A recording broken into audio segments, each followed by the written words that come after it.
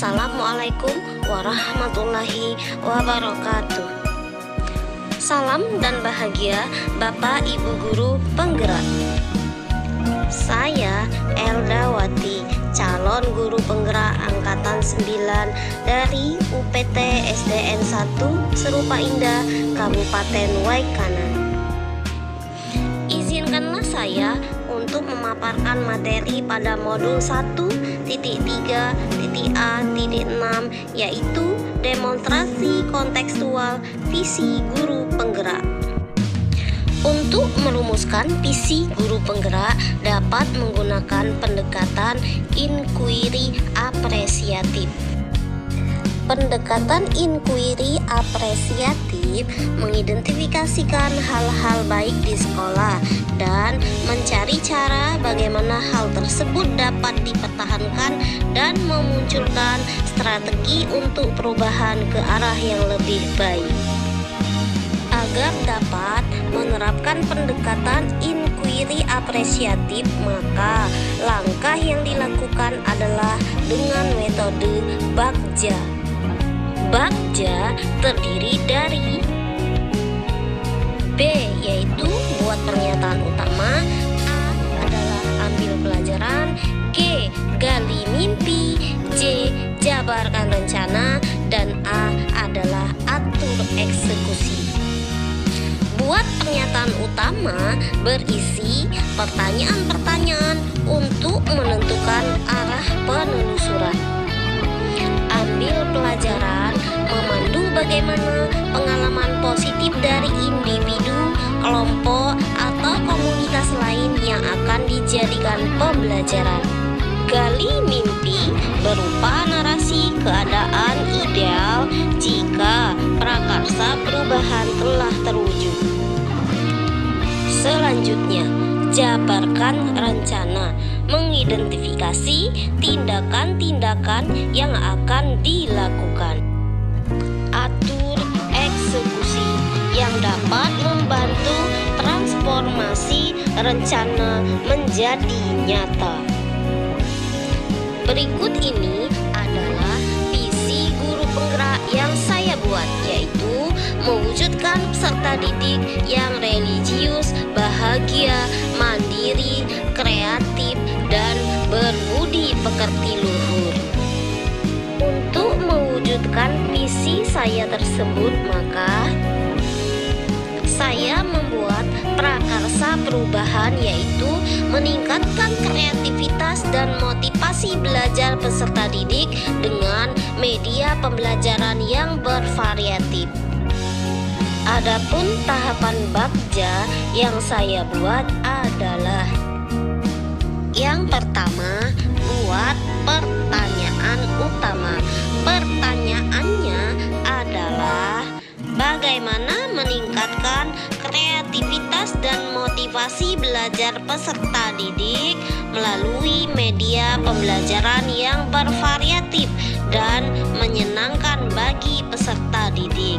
Tindakan atau penyelidikannya antara lain melakukan diskusi dengan kepala sekolah dan rekan sejawat, mencari referensi dan praktik baik tentang cara meningkatkan kreativitas dan motivasi belajar peserta didik melalui media pembelajaran yang bervariatif. Selanjutnya, mencari tahu karakter peserta didik berdasarkan asesmen diagnostik. Yang kedua, ambil pelajaran. Pertanyaannya adalah: siapa guru yang ahli dalam penggunaan media pembelajaran yang bervariatif dalam pembelajaran? Media pembelajaran apakah yang digunakannya? Kemudian, bagaimana memilih media pembelajaran yang tepat agar dapat meningkatkan kreativitas dan meningkatkan motivasi belajar peserta didik? Tindakan atau penyelidikannya yaitu mencari referensi atau tokoh guru yang ahli dalam penggunaan media media pembelajaran yang bervariatif. Mencari referensi media pembelajaran apa saja yang sesuai dan dapat meningkatkan kreativitas dan motivasi belajar peserta didik, serta mencari aksi nyata praktik baik penggunaan media pembelajaran yang bervariatif dan mampu meningkatkan kreativitas dan motivasi belajar peserta didik. Yang ketiga, gali mimpi. Pertanyaannya, apakah pemanfaatan media pembelajaran yang bervariatif dapat meningkatkan kreativitas dan motivasi belajar peserta didik? Bagaimana agar penggunaan media pembelajaran yang bervariatif dapat diterapkan pada guru kelas dan mata pelajaran lain? Apakah ada keterkaitan antara penggunaan media pembelajaran yang bervariatif dengan dimensi profil pelajar Pancasila? Tindakan atau penyelidikannya yaitu membuat lembar observasi tentang kreativitas dan motivasi belajar peserta didik, melakukan kolaborasi dengan tim teaching untuk memberikan pembelajaran dengan menggunakan media pembelajaran yang bervariatif. Selanjutnya, mencari referensi tentang dimensi profil pelajar Pancasila dan berkonsultasi dengan orang yang berkompeten tentang hal tersebut. Yang keempat, jabarkan rencana. Pertanyaannya, apa langkah-langkah untuk memulai membiasakan pemanfaatan media pembelajaran yang bervariatif dalam pembelajaran? Apakah dalam kegiatan belajar mengajar telah menggunakan media yang bervariatif?